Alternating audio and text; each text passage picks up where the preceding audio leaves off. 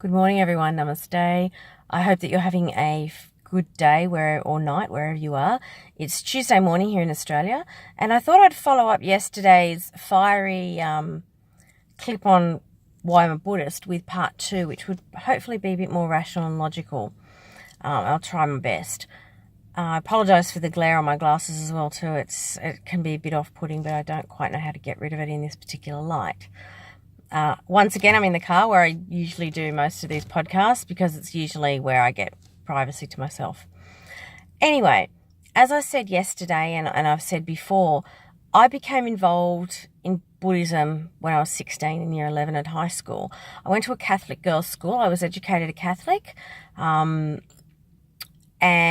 I found that when we started studying Buddhism, in particular, the Four Noble Truths were quite a refreshing change from just being told this is how you do things, like Allah, the Ten Commandments, and that's it. Buddhism gives you the tools, in my experience and my opinion.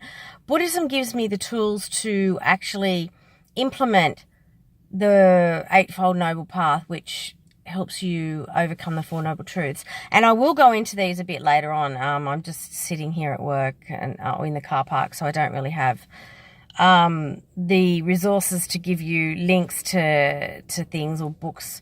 Although if someone is interested, I can really recommend the writings of Lama Surya Das. The first one, Awakening the Buddha Within, he gives a very good background. He's from a Tibetan background himself, Tibetan Buddhist background, and that's what I was drawn to. I'm kind of a mix between, I like the Tibetan Buddhism framework and I love the Dalai Lama, but I find the simpleness of Zen Buddhism quite appealing as well. So, I like there are parts of Tibetan Buddhism that help me, especially with my meditation, but with Zen, I like the cleanness and the simpleness, if that's a word, of the path. But then again, just because something's simple and straightforward doesn't mean it's easy.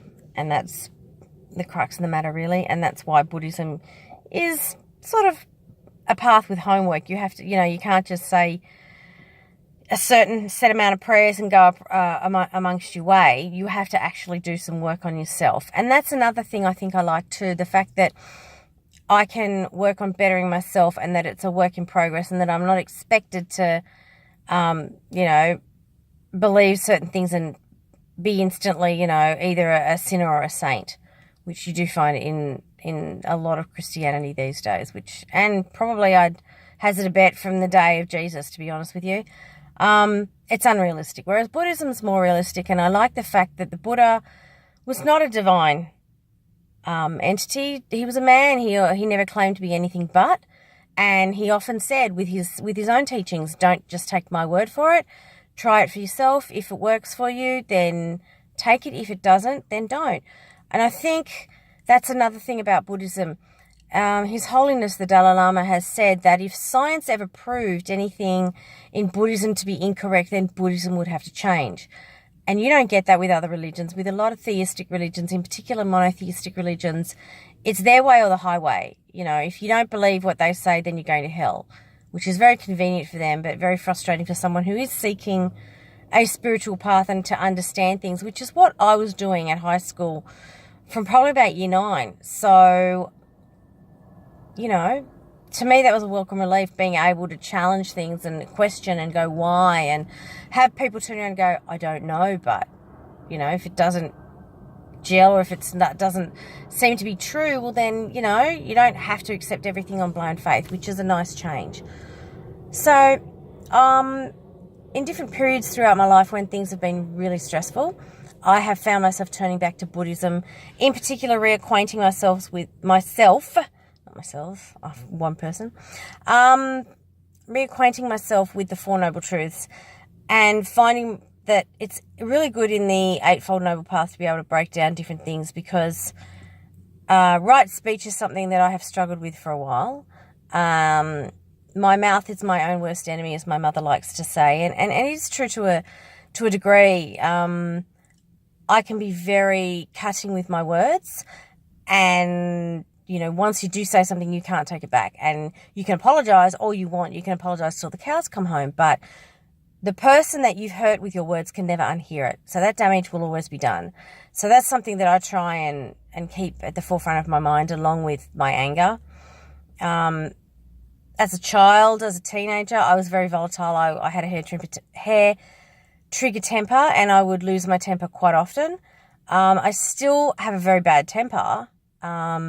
Takes me a lot longer to lose it now because I've managed to train myself into pulling back and thinking about things. Occasionally, though, when my buttons are pushed enough, I don't. I just explode. I lose it. And it's like a saying that I read in Lama Surya Das's book, The Awakening the Buddha Within, that calm abiding is when your mind is like a lake, and if someone throws a stick of gas, a lit stick of wood, it will just hiss and go out.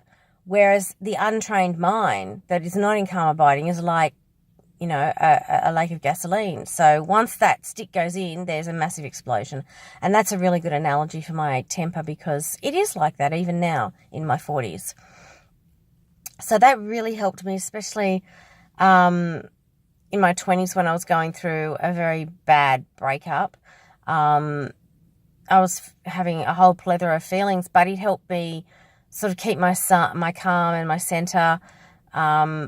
I still cried and got upset and lost my temper, but more often than not, I was able to calm myself down and sort of talk myself out of any illogical feelings and remind myself that it's natural what I was going through, and millions of other people go through it all the time, and they will in the future, and unfortunately it's a really crappy part of life. So I found that, in a nutshell, Buddhism really helps anchor me in the present, helps to remind me that I don't have to be perfect, and that it's quite unrealistic for anyone to expect someone to be perfect from get-go. You don't sort of, when you're, in your first job, for example, if you're going to be a receptionist, no one expects you to walk in there and know the phone system and know all the customers and know which calls go where straight away without being trained. So a spiritual path should be the same. And that's what Buddhism does. There's a guideline there. It's realistic. It's honest. There's no pressure to renounce everyone and turn your back and put your blind faith in something that you can't see or understand. Now, at the end of all of this, like I've said, I do believe in divinity.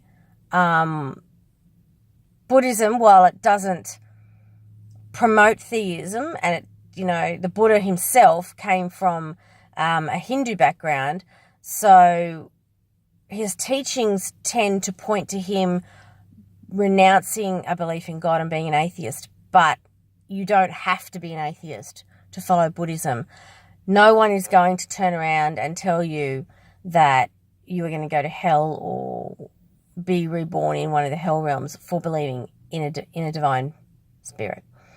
The Buddha himself actually said, when he was asked, well, does God exist? And he's like, well, you can't, the gist of it, like my paraphrasing of it, is that he said, you can't prove or disprove conclusively, so why waste your energy on that when you could be focusing on following the middle way and exiting samsara, which is the cycle of birth, death and rebirth.